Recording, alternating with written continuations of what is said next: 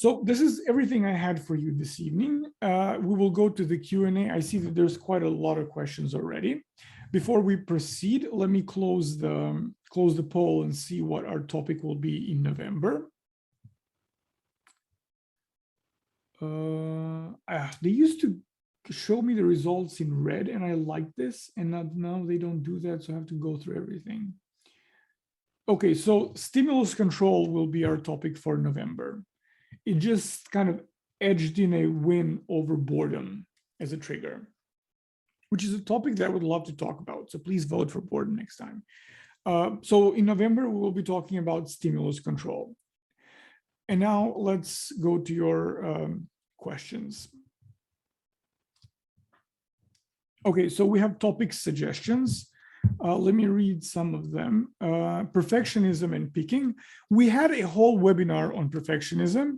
I can create another one because, my God, there is so much material. So I will put that for people to vote on. But in the meantime, you can check out our old webinar. PTSD and picking, another topic that I think would be really good. First aid for emotions and picking, more specific strategies than mentioned a few webinars ago. Okay, we can do that as well. And thanks for the great webinar. You're welcome. Let me just screenshot this so that I can put them in the poll next time, because these are excellent suggestions, especially the PTSD thing. I think that would be quite useful.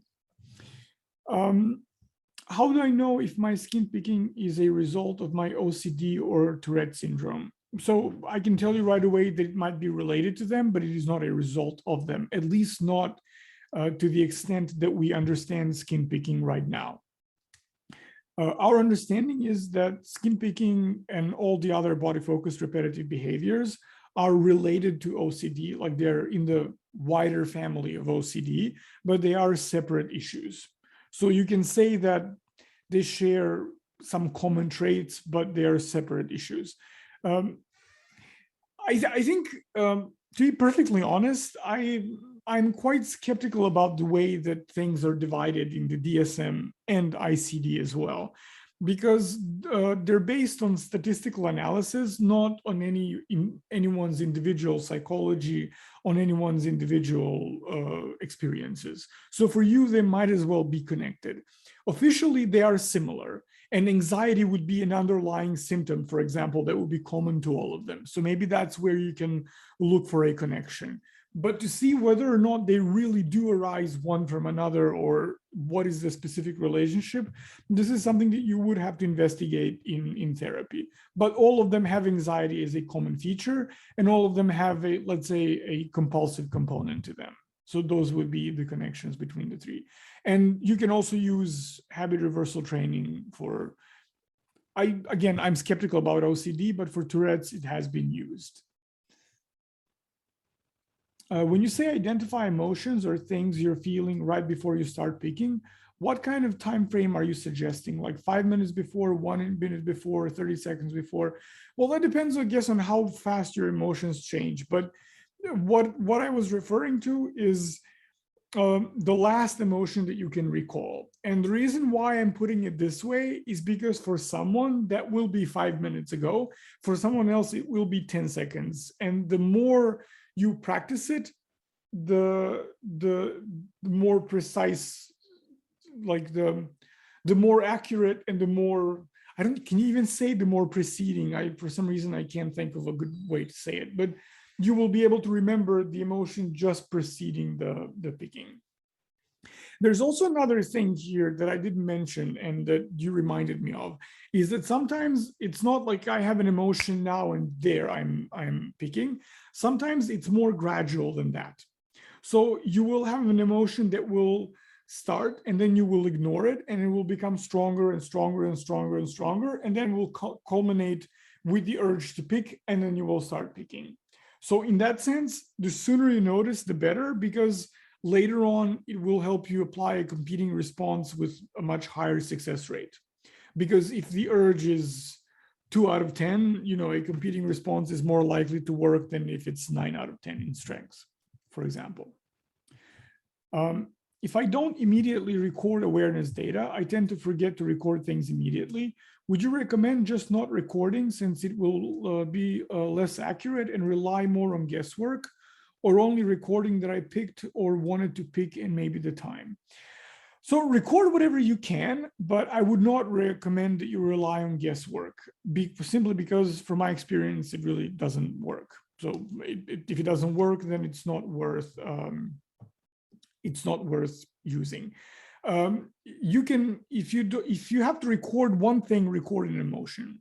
Like if there's just one piece of information that you can record, that's what you should record. And maybe you can also you can make a mental note and then add a record later on, but just take a moment to acknowledge what's happening. But emotions and triggers would be, in my opinion, the most important ones. Triggers because they will later on tell you where you need to be more vigilant about competing responses, and emotions because they will help you understand what is it that's actually triggering you. I'm not sure what you mean when you say a body scan. A body scan is a type of a mindfulness practice where you focus on each part of your body and observe the sensations that come and go in that part of your body. So for example, you start with your feet or with your head, depending on who guides the body scan. And then you move through the rest of your body, like you focus on your arm, you focus on your shoulder, you focus on your head, and so on. Body scans I like body scans for body focused repetitive behaviors, because first of all, of all the mindfulness practices, they tend to be the most relaxing ones, in my opinion, because mindfulness, if there are any serious practitioners here, you know that it can be quite intense, since mindfulness is not a relaxation exercise. So one, body scans tend to be relaxing, and two, body scans develop something that we call proprioception. In fact, when you practice body scans over a longer period of time, there is data that indicates that something called the insular cortex in your brain becomes a little thicker. And that's a part of your brain that's in charge of knowing what's happening inside of you. So basically, by practicing body scans, you're learning to recognize sensations faster and with more precision. So that would be a body scan. If you use meditation apps like Insight Timer, you can use that. If you want, you can email me. I'll send you recordings of body scans, but you have them all over the place. UCLA has also a meditation app that has body scans. University of San Diego Medical School has a huge collection of guided meditations online. So that's also something you can look. They have body scans of like ranging from 10 minutes to 45 minutes.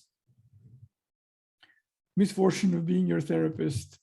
I'd only sign up if I knew you'd be my therapist. I'm especially interested in using meditation to deal with these issues, something I understand you have some experience with. Well, I am a meditation teacher in addition to being a therapist. I was joking. I don't think I'm the worst therapist in the world, but I'm very annoying with my questions, I've been told, and I never give up. Like if you skip a question, I will leave you 7 reminders before you answer it. So the system for the way that therapists are assigned, there is a certain randomness to this. So you can be assigned to any therapist. Sometimes you can request therapists. The best thing you can do is you can send an email to our support team once you register, but before you submit your intake questionnaires, and then maybe they can assign you to a therapist, including me, if at that point I'm accepting new clients. Yeah, but everyone who works for us, they know how to deal with skin picking, because we don't employ therapists that don't have experience with this. I mean, the point in having a specialized program is the therapists have actual experience with it. Just 1 second. There is a question. There are 2 questions that are requested to be answered in writing. So I will do it now. I will be very quick.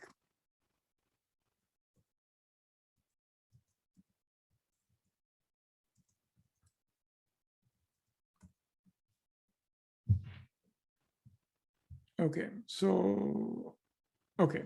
What do you mean by a body scan? So I did explain just now, if you need, I'm not sure. I did hold a webinar to someone for something. I do a lot of webinar stuff. But I'm not sure if it was recorded or published. But anyways, if you want resources on body scans and you can't find anything, let me know via email. You have my email here on the left, and I will send you links and apps that have good body scans. Let's go on then. When I have a good day of refraining from picking, by the end of the day, I'm so restless and anxious in my own skin that I feel like I must scratch to feel normal. What do you recommend to combat this type of feeling? Well, first, I don't think your strategy is very good. What you're doing is you're using your willpower to refrain yourself from picking. Now, willpower is sometimes quite a useful resource, but by definition, it's very short lasting.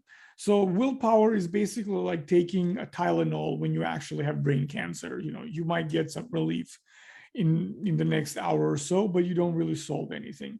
So I would suggest that you implement, like, habit reversal would actually be a very good thing for you, but then you wouldn't have to use your willpower. You would have to use simply willingness to apply competing responses. And if you select a good competing response, something that you actually like using, like the infinity cube that I keep playing with the whole time, then you will not have to use willpower. But willpower in general is not a good way to go about doing things.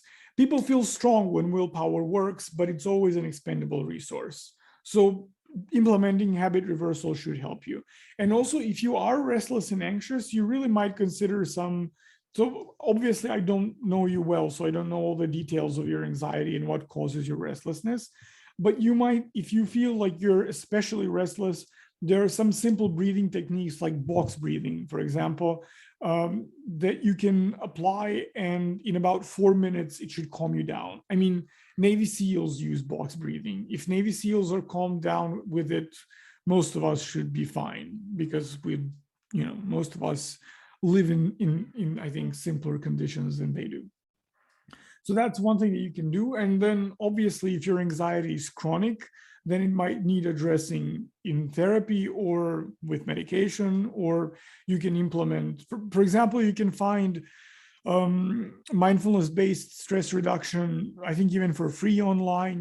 Meditation is one of the best tools that we have to deal with anxiety in the long run. So meditation is not a tool to deal with anything in 2 sessions. So meditation is something to implement and something that works over a longer periods of time and with regular practice. But it is one of the best tools that we have, because it literally rewires your brain. Like, one of the reasons why it's not why I meditate. I meditate because I like it, but one of the reasons why I keep coming back to it and learning more and more is because at this point, there are hundreds of studies that show that long-term meditation practice really rewires your brain. Like, you can visibly see changes on MRIs. So it is an excellent tool to actually deal with anxiety in the long run. But it's something that you have to do daily, obviously. And the good thing about meditation is you have a lot of apps. But in spite of that, I recommend that you find an actual teacher, and you can find either very affordable teachers or even free teachers. If you want to find a meditation teacher, this is maybe a slight tangent, but I cannot resist it. Make sure that the person that is going to teach you actually have a regular mindfulness practice. I've been meditating for over a decade, and I always assumed that people who teach meditation also meditate regularly, because it just seemed, I don't know, it's kind of like being a therapist without going to therapy. It just doesn't make a lot of sense to me.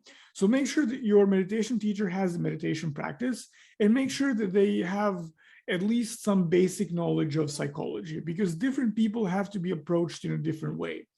Especially if you have PTSD, for example. Meditation can be a very potent cure for PTSD, but it can also exacerbate it if it's used in the wrong way. So you need a good and qualified teacher. If you want to have a free teacher who is very well qualified, then look for a Buddhist community around you. If there's a Buddhist monastery, they will usually teach you for free or for whatever you donate. And Buddhist monks have excellent knowledge of the techniques, obviously, and they have like 4,000 years of tradition or so, or something with meditation and psychology. So they usually know what they're doing, even if they don't use the words that therapists might use. How effective can habit reversal be if you've had a lifelong habit of picking? Studies will show that they do show that it's effective, and it's quite effective. It just might take a little more time for you to implement it, because the longer the habit is present, the harder it is to replace. What are some examples of competing responses? Well, I believe you may have joined later on, but when you get the recording, you will see a short list. You can find longer lists. If you use the link that I suggested, there is a list of at least like 20 competing responses there in the PDF file that you will get. But things like clenching your fists, sitting on your hands, using worry stones, stress balls, and stuff like that. Is there a habit tracking app for TrickStop? Is there much difference between the two programs themselves? Is there a difference between skin picking and hair pulling, or are they uncommonly comorbid? I ask because I'm not exactly sure which category I fall in and if it makes much of a difference to label it one way or another. So the same company called Helping Minds owns both SkinPick and TrickStop.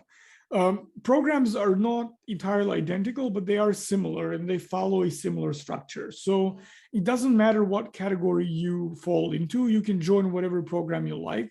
The only thing that's important is that you let your therapist know from the very beginning so that you can work on both issues, because they might require different competing responses, for example. But you can perfectly benefit from both programs, because both skin picking and hair pulling belong to the same category of issues, which is something that we call body focused repetitive behaviors.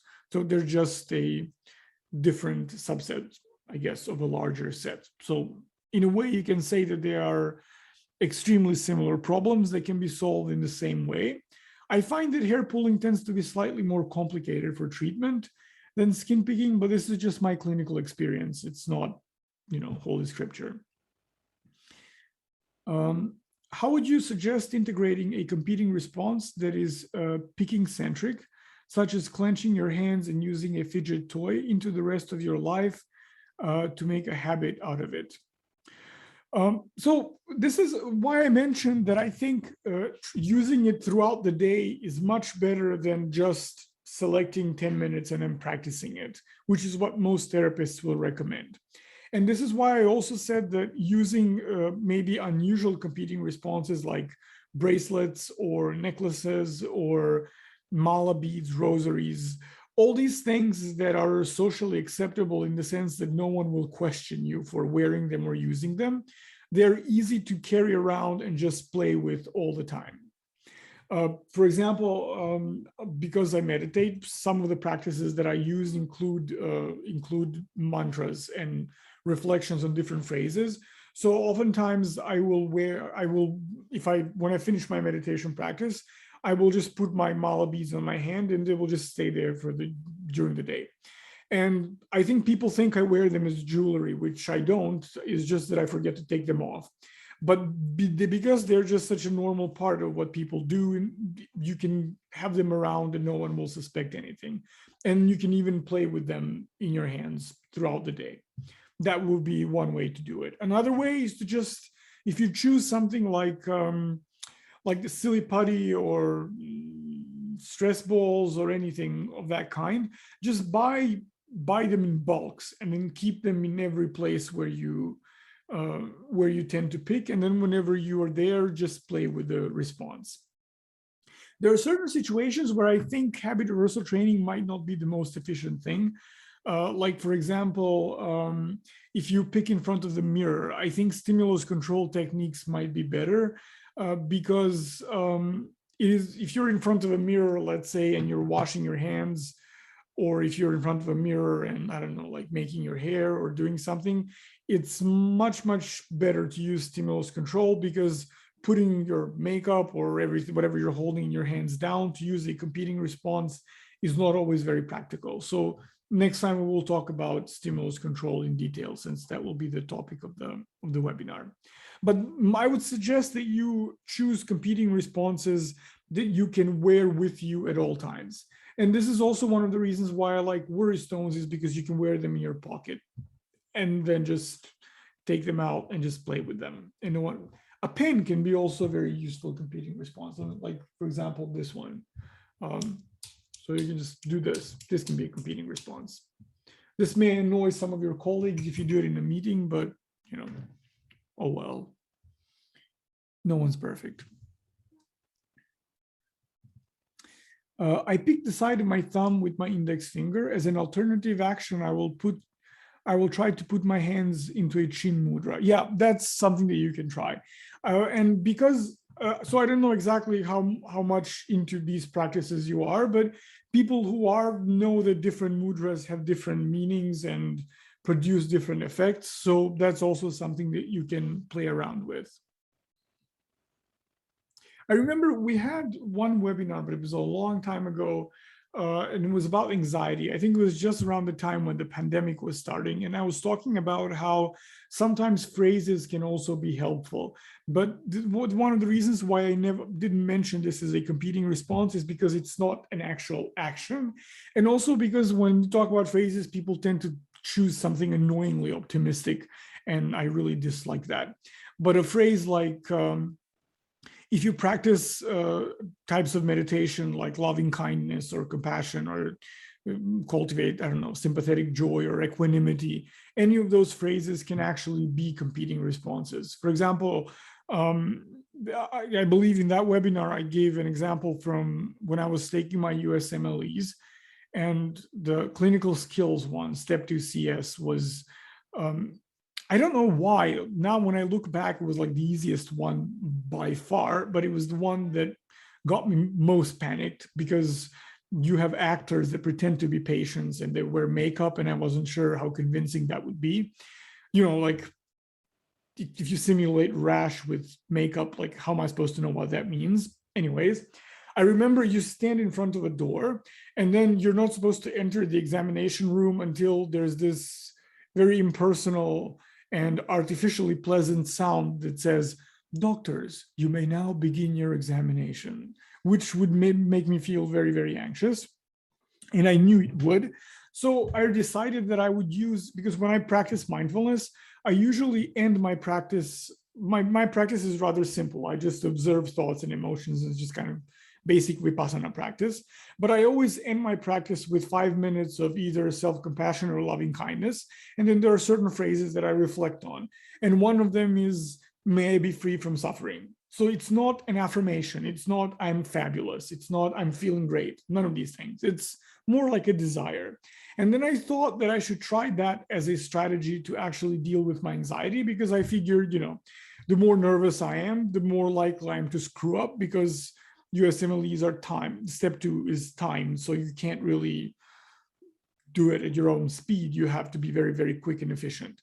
And I remember standing in front of the door, and my heart was racing and my palms were sweating, and I just stood there for a second, and I thought, "May I be free from suffering." And because I've been practiced, because I have a practice well established, I've had it by that point. Even by that point, I had it over a decade. It would just completely calm me down. It was like taking, a sedative of some sorts. So things like this can also work, but you have to be sure to choose something that's meaningful and not something that will contradict your experience. Because if you feel the urge to pick and you choose a phrase like, "I don't feel the urge to pick," you're just going to make things worse, because you're convincing yourself that the sky is yellow, and it is not. So be careful about these, but they can also be useful. Pop fidgets make a similar sound to picking, if that's important. Yeah, for some people, the sound is also quite important. There's silicone usually, and there are bigger ones that have many different bubbles, but there are also smaller ones that can be kept in your pocket. If I have a keychain one that has only 2 bubbles, that's been super helpful. So yeah, these work for some people, but not for everyone. I do suggest that people try them, because they're, I think, quite affordable, and they come in all colors, shades, and sizes. So they're not much of an expense, and they can work. Yeah, I think that depends. What you will choose as your competing response depends on what aspect of the experience is the most important one for you. So if you need the tactile thing or the bursting sensation or something like this, then this kind of a toy would be really very useful. If skin picking is more than just a habit, I'm autistic and discovered when I stopped picking for a few months earlier this year that skin picking actually functions as a stimming behavior that helps to regulate my nervous system. Would you still recommend habit reversal training? Should I try to find other stimming behaviors and use them as competing responses? Stopping picking without properly replacing it with a different stim ended up being a increasing the frequency of my sensory overload episodes. Absolutely, yes. So other kind of behavior would you're exactly right. I agree with everything you wrote here. You need to find something else that would produce a similar effect. Because in your case, I would guess, just based on what you wrote, that it's the sensory overload that leads to picking. Because one thing that we forget, like, when we talk about stress, for example, what we usually talk about is being overworked or having a deadline. But stress in its purest form, like in medicine, when we talk about stress, we talk about everything that throws our body off of its equilibrium. And sensory overload does exactly that. So you need to find something that will help you with that.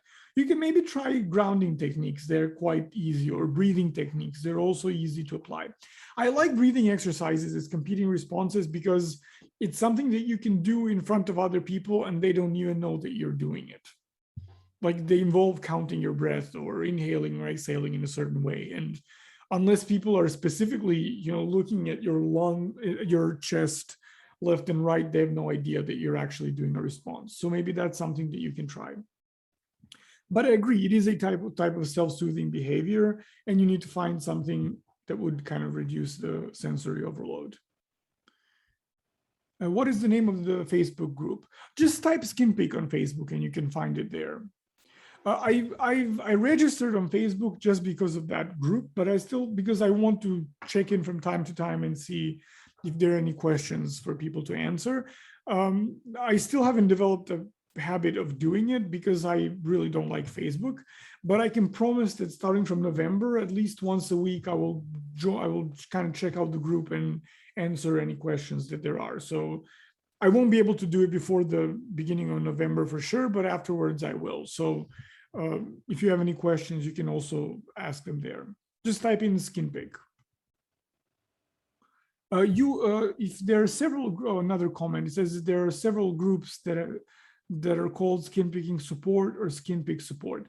Look at the logo on the left. The logo is present. Well, actually, just give me 1 second. I will tell you exactly what the name of the group is, because I joined the group so that I can start answering questions. 1 second.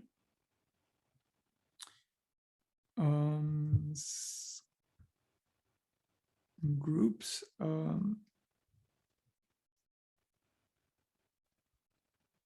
How does this even work?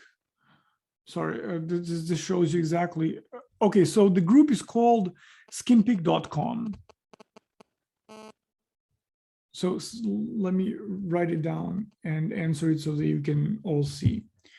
Skinpick.com. Here you go.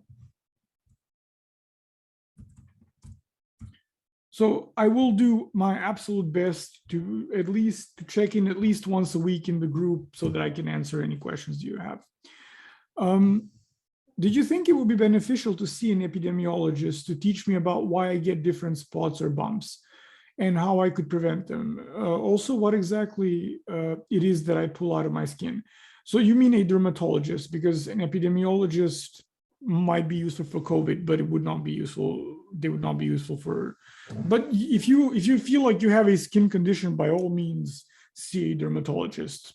Actually, seeing a dermatologist is sometimes a form of stimulus control, because even if you just have acne, treating them will reduce picking. It is one way to deal with the problem. So yes. And also, when you talk about what you pull out of your skin, what people most usually, when you squeeze a pimple, what comes out usually is pus. There's not much else that you can extract. or just dirt from a blackhead, which you shouldn't do because you're risking more infection. But if you think that there might be something more specific, then you can, by all means, see a dermatologist first. Sometimes I actually advise this to clients if there's much need for that. Does overeating become a substitute for skin picking? Yes, actually, I've seen that in the past more than once, because both overeating and skin picking serve a similar purpose, which is emotional regulation. They can both soothe us when we have intense emotions. So absolutely, yes. I appreciate your courage in following your goal to not use spell check. It helps illustrate the willingness we need in trying new things to stop picking.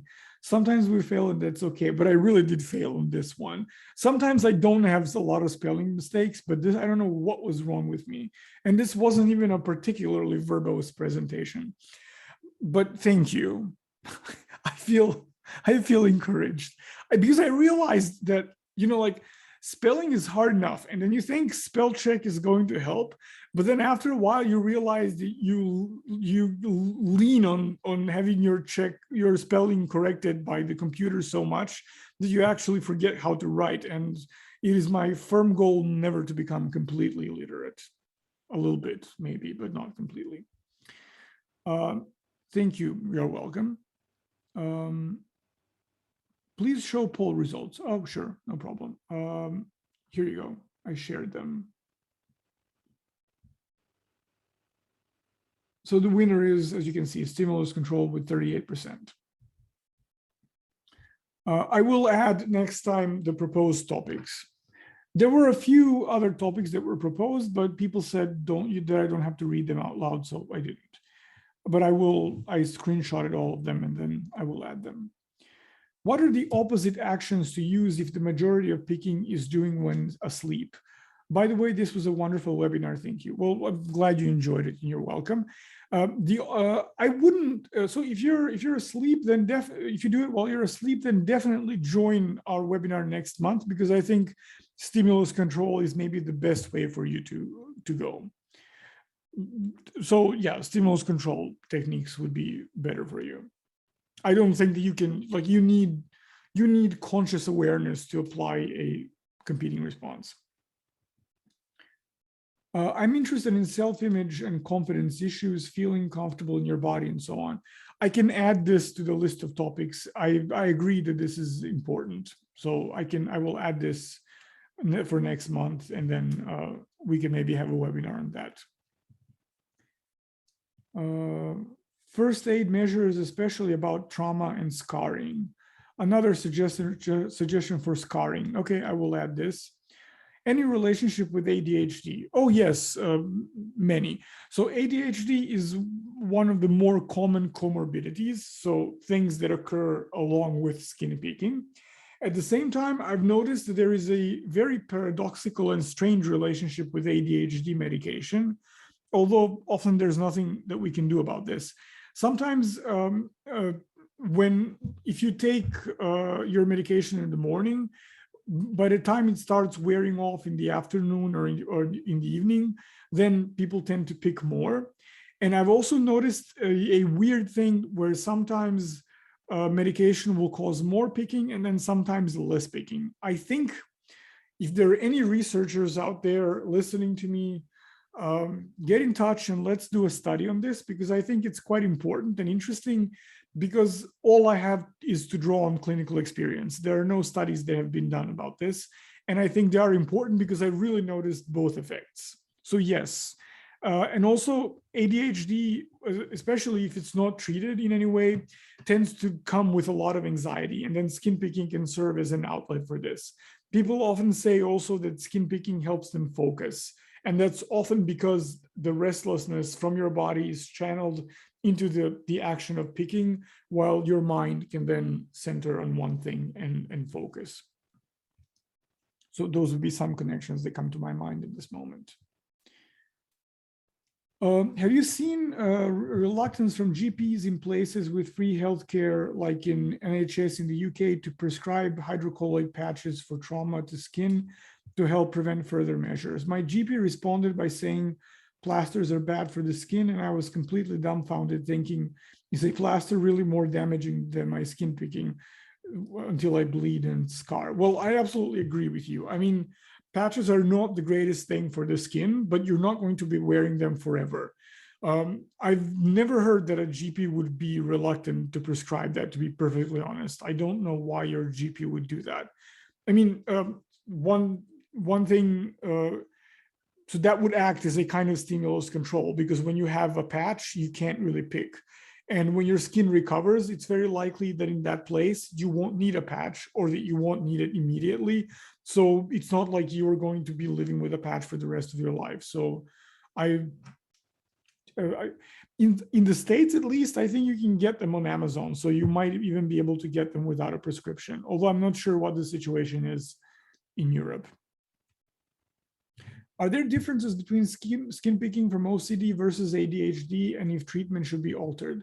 So habit reversal training works in both cases, but it's like the supplemental things that we would do would definitely differ, yes. With ADHD, obviously, we would work on strengthening your focus and working with impulsivity. And then with OCD, we would work on lowering your anxiety and working with compulsive thoughts. So habit reversal would remain the same, but the additional treatments would have to be adjusted. I'm sorry that I'm giving shorter answers. It's just that I'm feeling that my voice is slowly going away. Great webinar as usual. Well, thank you. With competing responses, I can't see them becoming a habit, as there's just not enough reward in them. I like them like a breaker or a distraction, but they only seem to work over a limited time. Can breathing be a competing response? Yes, a breathing exercise can be a competing response. Absolutely, yes. The only thing that I suggest in that case is that I guess that depends on the kind of person you are. So when I work with younger clients, I like to teach them simple breathing exercises. Like, especially if you have a client who is like 12 or 11, you can teach them box breathing, because basically it focuses on number 4. And when you imagine a box, you imagine a square, so it's easy to learn. Or I will teach them 3 times 3 breathing, which is 3 inhales and then slow exhales and then repeating it 3 times. So it's simple. But there are much more effective breathing exercises that you can do that require more complicated counting. And the more complicated the exercise, the more your mind will be engaged. So it might actually be a more effective response. But absolutely, yes.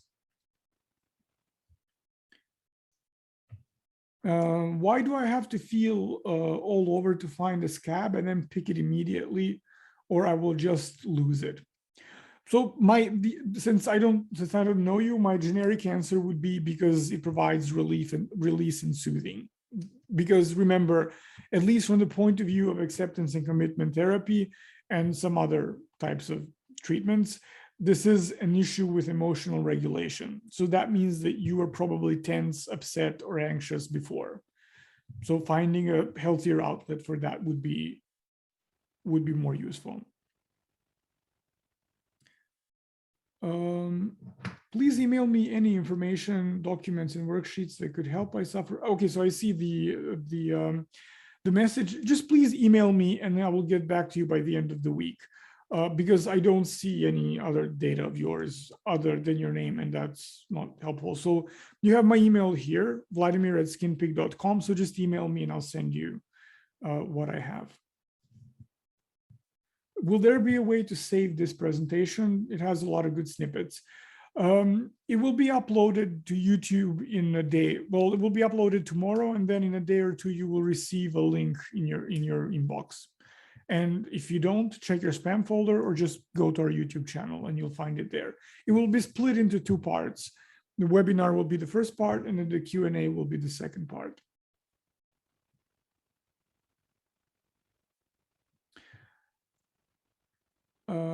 I have to go. I have a language class. Just wanted to say thank you and let you know that I'm not leaving for a negative reason.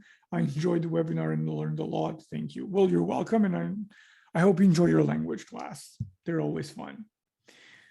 My daughter was a very serious skin picker with horrible lesions all over her body. Now that the picking had stopped, she's gaining weight at a rapid rate based on very poor eating habits For example, 5 donuts in one sitting, entire package of cakes, and no exercising. Also, she has horrible nightmares now. Help me understand. I want to help her. So judging by what you're saying, this is a very complicated issue. And your daughter, first of all, one thing that your daughter needs to work on is emotional regulation. Would you mind? I would have some more questions, but that would take a while. And I don't think this is maybe the adequate format. Would you mind emailing me and just sort of writing more about how your daughter's picking looked like, how she stopped, and if she struggled with any trauma or if she has any other types of behaviors that you think? Because my hunch is that there might be a more complex issue behind it. So just please email me and I will respond by the end of the week. What is the name of the website? Skinpig.com. It's kind of simple. So there's still, there's still 30 questions that I didn't get to. I will have to stop here, though. I'm really sorry because I'm having a hard time speaking at this point. But if you have any questions that you think that I should really answer and that I didn't touch upon, email me. I have a new policy with emails now because I receive a lot of emails after the webinars, and then I used to change how I respond. So now I have a policy that if the webinar is on Tuesday, and I always try to make it on Tuesday, by the end of the week, I will respond. So by all means, email me your questions and I will write back. I'm trying to make it more regular and make myself more accessible for these kinds of things. So please feel free to email me if I didn't get your question. So in November, we will be talking about stimulus control, and I hope to see you there. The sound you see is the infinity cube, which I did not leave alone. Have a pleasant afternoon or evening, and see you in November.